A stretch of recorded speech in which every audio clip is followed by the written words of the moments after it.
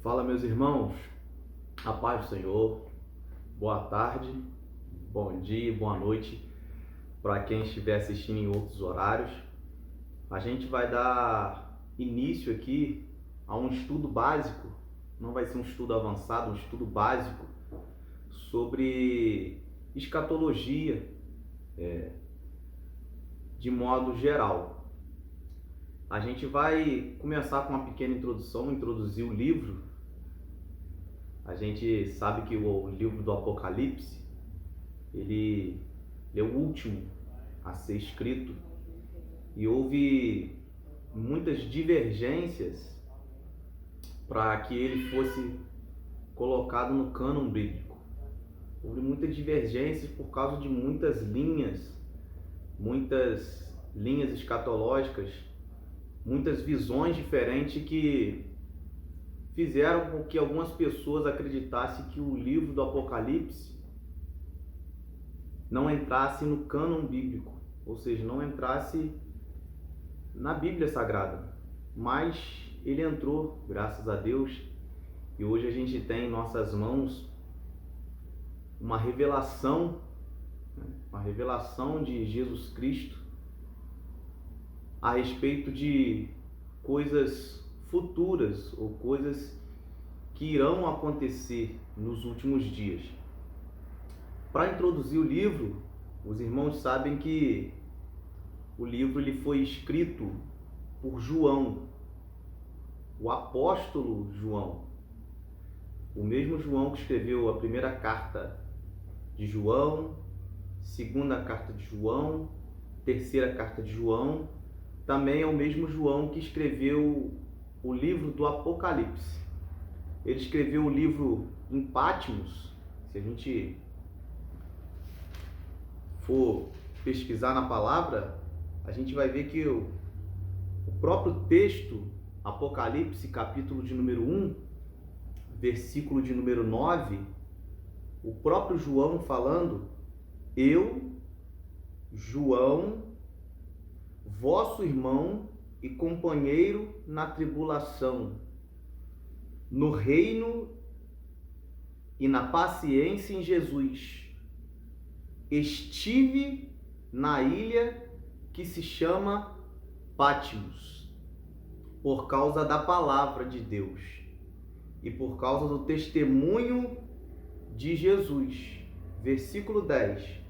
Fui arrebatado pelo Espírito no dia do Senhor, e ouvi por detrás de mim uma grande voz como de trombeta, que dizia: o que vês, escreve em um livro e envia-os às 7 igrejas. Então, nós vemos que João estava em Patmos. A Bíblia NVI, de ordem cronológica, ela nos dá uma data, uma data na qual o livro do Apocalipse provavelmente foi escrito, 69 depois de Cristo, se encerrando assim nos anos 100 depois de Cristo, com o falecimento de João. Algumas pessoas acreditam, e tudo indica, que por morte natural. Os outros discípulos foram todos mártires do Evangelho, eles morreram atacados. Marcos, a história nos diz que morreu arrastado pela cidade. O apóstolo Paulo mesmo, a Bíblia vai nos dizer que também morreu martirizado. O profeta Isaías, a história vai dizer que morreu cerrado ao meio. Segundo a história, ele foi tentar entrar numa árvore, e nos que ele tentou entrar, ele ficou agarrado e cerraram ele ao meio. Pedro foi crucificado de cabeça para baixo. Então nós vemos que todos os discípulos de Cristo, que depois se tornaram apóstolos, porque foram enviados por Cristo, todos eles foram mártires do Evangelho. João não. João aprova a Deus deixar ele vivo para escrever o livro do Apocalipse.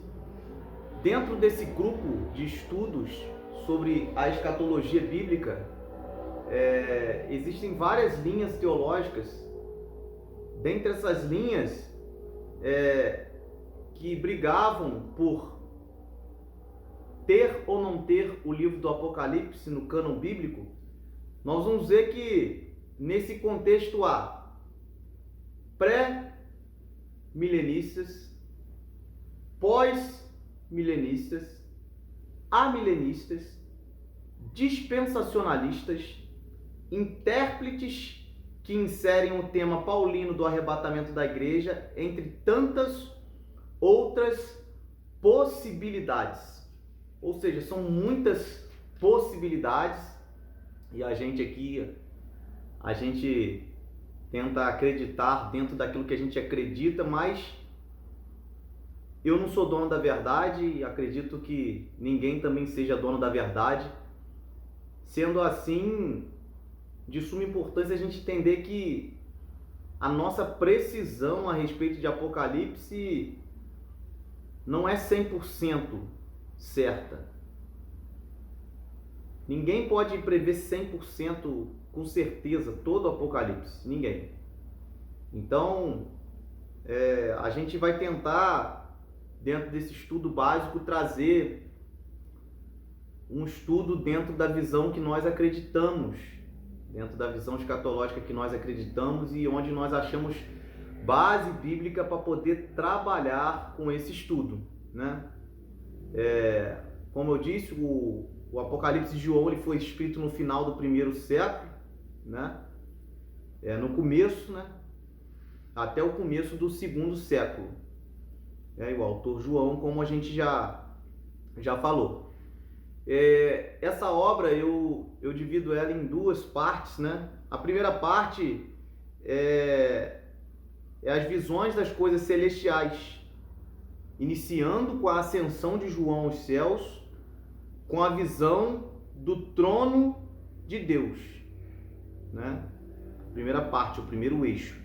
O segundo eixo, que está inserido também dentro do quadro do primeiro eixo, está centrado no sequenciamento das pragas, que são abertas no capítulo de número 6. Essa sequência de pragas não é linear, ou seja, não são lineares.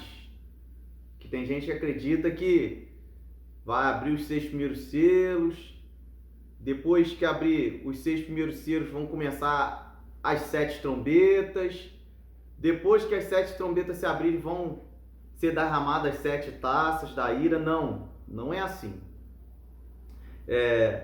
Essa sequência de pragas não é linear, mas organizada dentro de 3 círculos de pragas, inseridas umas dentro das outras, organizando-se da seguinte forma, né? Então a gente vai perceber que o livro do Apocalipse ele não está em uma ordem cronológica. As coisas que estão ali não estão 100% em ordem cronológica. Não estão 100% em ordem cronológica. Eu vou falar um pouquinho sobre a estrutura básica do livro. Isso aqui é só uma introdução, irmãos. Só uma introdução para a gente poder começar a entrar passo a passo, porque é muita coisa para a gente estudar dentro da escatologia. E lembrando que isso aqui vai ser um estudo básico. Não é um estudo aprofundado de Apocalipse, tá? Não é um estudo aprofundado de Apocalipse. A estrutura literária do livro do Apocalipse começa com a abertura, a apresentação, dedicatória e visão inaugural do capítulo de número 1. Segundo, as cartas às 7 igrejas, que acontece no capítulo de número 2 e no capítulo de número 3. Terceiro, a ascensão do visionário, ou seja, do João, visão do trono de Deus e entrega do livro selado ao Cordeiro, né? Aquela parte que João sobe aos céus e ele vê um livro selado com 7 selos. E ele olha no céu, não vê ninguém digno de abrir. Olha na terra, não tem ninguém digno. Olha debaixo da terra, não vê ninguém digno. Aí ele vê um cordeiro como que tivesse sido morto. E aí fala assim: eis aí o leão da tribo de Judá, a raiz de Jessé, que venceu e é digno de desatar o livro, de desatar os 7 selos. Então, essa ascensão do visionário e a visão do trono de Deus, a entrega do livro selado ao Cordeiro, faz menção a essa parte do texto. Quarto, os 6 primeiros selos. Quinto, as 6 primeiras trombetas. Sexto, a visão não numerada, que está no capítulo de número 12 ao capítulo de número 15. Sétimo, as 7 taças e o 7º selo. Percebam? As 7 taças e o 7º selo. Destruição da Babilônia, capítulo de número 16 e 18. Oitavo, culto celeste e guerra do Cordeiro contra os opressores, capítulo de número 19. 8. Os 1000 anos de paz e a batalha final, capítulo de número 20. E por último, novos céus e uma nova terra, Nova Jerusalém e epílogo, capítulo de número 21 ao capítulo de número 22. Então a gente percebe que são muitas coisas para se estudar. Até esqueci de anotar aqui as bodas do Cordeiro, que também acontece no capítulo de número 19, tá? Então a gente, dentro da escatologia, a gente tem uma relação das principais doutrinas da escatologia. Quais são essas principais? Olha só. Temas de estudo na escatologia. Olha só. Primeiro tema: profecias sobre a primeira vinda de Cristo. Profecias sobre a primeira vinda de Cristo. Olha o texto, Gênesis capítulo de número 3, versículo de número 15. É uma profecia sobre a primeira vinda de Cristo. Da semente da mulher nasceria um que esmagaria a cabeça da serpente. É o texto bem conhecido, muito conhecido por mim, por você e por todos nós. Temos Gênesis 12, 3. Não vai dar para eu ler todos, porque isso aqui é um vídeo, senão o vídeo vai ficar muito grande. A intenção aqui é trazer uma visão básica para você se situar um pouco dentro do Apocalipse e dentro da escatologia bíblica. Gênesis capítulo 17, versículo 19. Gênesis capítulo 49, versículo 10. Segundo livro de Samuel, capítulo 7, versículo 16. Salmos, capítulo de número 22, versos de 1 a 18. Isaías 7, 13. Isaías 9, 6. Isaías 28, 16. Isaías 42, versículo de 1 a 7. Isaías 49, versículo de 1 a 6. Isaías 53, versículos de 3 a 7, que é muito conhecido, Isaías 53. Daniel 9, 25. Daniel 26. Miqueias 5, 2. Zacarias 9, 9. E Malaquias 3, versículos 1 e 2. Todos esses textos que eu falei aqui são textos que apontam para Cristo. Textos do Velho Testamento, ou seja, de Gênesis até Malaquias. A escatologia de Cristo está cumprida. A escatologia apostólica está cumprida. Então vamos lá. Outra doutrina da escatologia. Primeira, profecias sobre a primeira vinda de Cristo. Segunda, estado da alma após a morte física. Lembrando que todos esses textos a gente vai desmiuçar nas próximas aulas. É só uma apresentação do que vai ser tratado aqui. Estado da alma após a morte física. Texto que aponta para o estado da alma após a morte física. No Velho Testamento. Gênesis 35, 18. Gênesis 49, 33. E Eclesiastes capítulo 12, versículos 5 a 7. Vamos ler Gênesis 35. Só para a gente se situar aqui, Gênesis 35, só para ficar como uma base, para os irmãos terem uma noção, tá? Essa Bíblia que eu estou lendo aqui é versão TB, tradução brasileira. Gênesis 35, 18. Olha o que vai dizer. Ao sair-lhe a alma, porque morreu, chamou-lhe Benoni, mas seu pai chamou-lhe Benjamim. Ao sair-lhe a alma, porque morreu. Estão falando da alma, da morte física, né? O nascimento de Benjamim e a morte de Raquel. É o texto que nós estamos lendo aqui.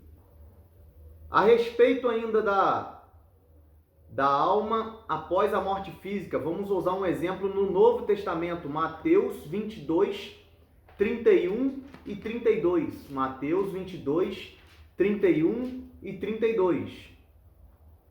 Quanto à ressurreição dos mortos, não tende lido o que Deus vos disse? Eu sou o Deus de Abraão, o Deus de Isaque e o Deus de Jacó. Ele não é Deus de mortos, mas de vivos. Uma referência do estado da alma após a morte física, tá? E vamos ver na visão apostólica, 2 Coríntios, capítulo 5, 2 Coríntios 5, verso 1 a 3.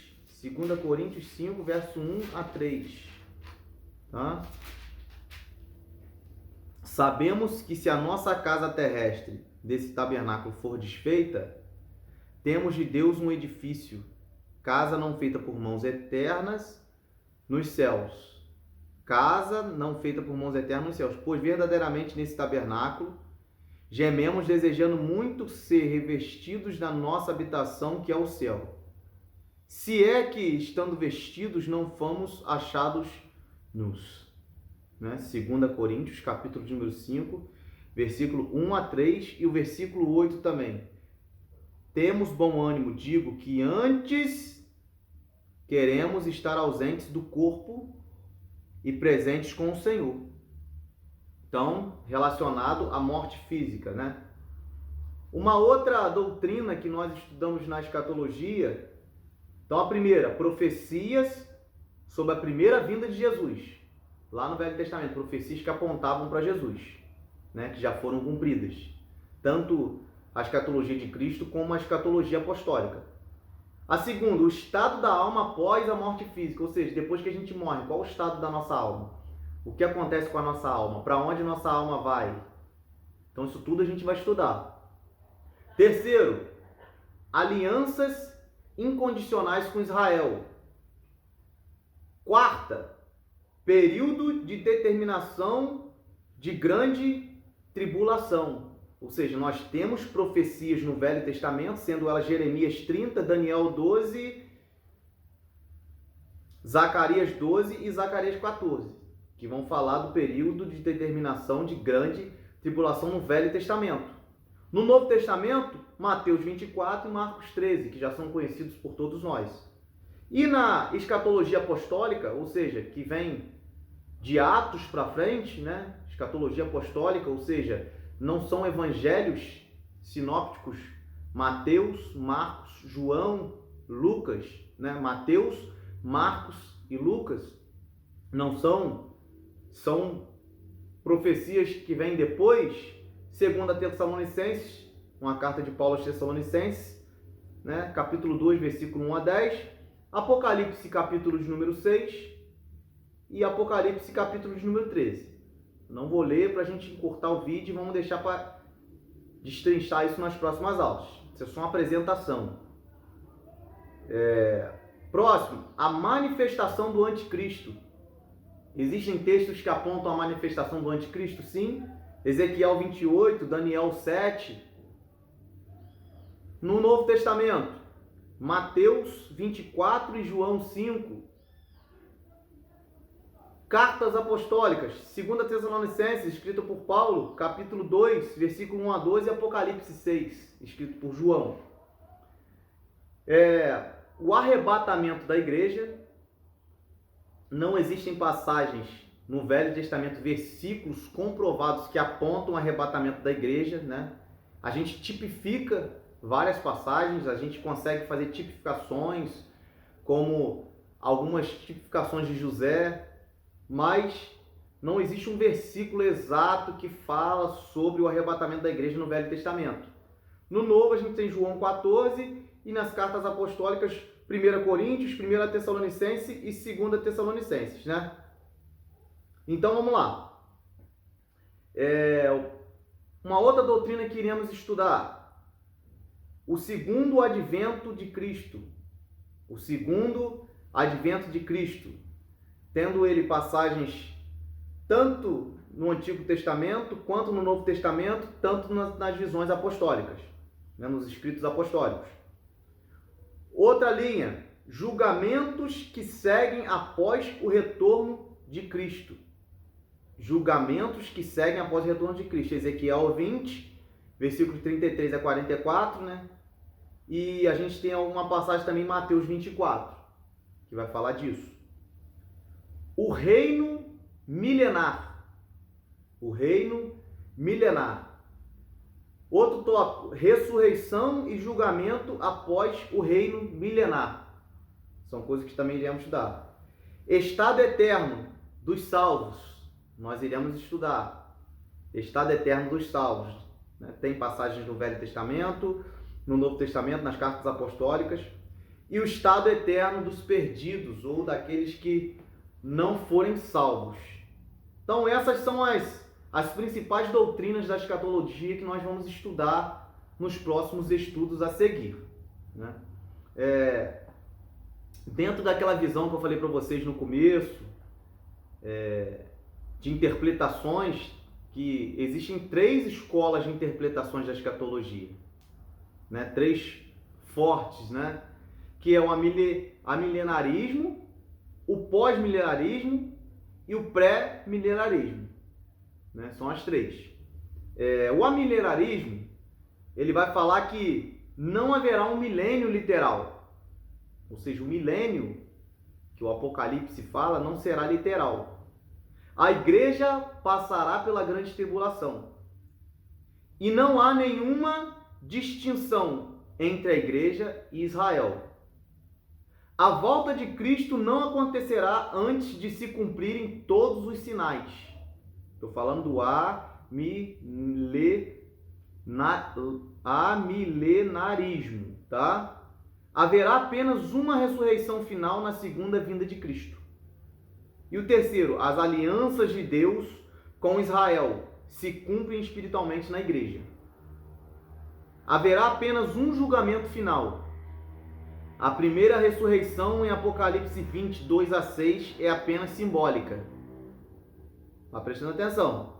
A igreja é o Israel espiritual. Isso aí sobre o amilenarismo, tá, irmãos? Falando devagar, que senão a língua enrola, né? Agora o pós-milenarismo. Cristo voltará após o milênio para estabelecer o estado eterno. A igreja passa pela apostasia final. E não há nenhuma distinção entre a igreja e Israel. Visão mais otimista quanto ao futuro. Haverá apenas uma ressurreição final na segunda vinda de Cristo. O mundo será cristianizado com a proclamação universal do Evangelho. Através da igreja, Cristo estabelecerá o milênio na terra. A duração do milênio é um período indeterminado. Haverá apenas um julgamento final. E essa é a linha do pós-milenarismo, certo? E agora a gente vai começar pelas linhas que nós assembleianos a gente acredita, a gente mais acredita, que é o pré-milenarismo. Então, dentro desse pré-milenarismo, nós temos 3 linhas. Três linhas. Nós já estudamos até isso na igreja. Três linhas. A pré-tribulacionista, a mesotribulacionista e a pós-tribulacionista. Dentro dessa linha. Então nós temos três, né? A gente vai trabalhar em cima das três, mostrando a visão de cada uma, para a gente poder... Isso aqui é um estudo. Então a gente vai mostrar a visão das três. Na pré-tribulacionista, glória a Deus, a igreja é arrebatada antes do período tribulacional, ou antes do período da tribulação. A vinda de Cristo é iminente e não precedida por sinais. Cristo volta antes do milênio. Apocalipse, capítulo de número 20, versículos de 1 a 6, descreve duas ressurreições corporais. Somente os crentes que morreram na tribulação ressuscitarão. O milênio será um período de 1000 anos literais. Mesotribulacionismo, ou tribulacionistas. A igreja é arrebatada no meio do período da tribulação, ou tribulacional. A vinda de Cristo é precedida por sinais e não é eminente. Cristo volta antes do milênio. Apocalipse 20, de 1 a 6, descreve duas ressurreições corporais, ou seja, igual a do pré. Somente os crentes que morreram na tribulação ressuscitarão. O milênio será um período de 1000 anos literais. Então, é praticamente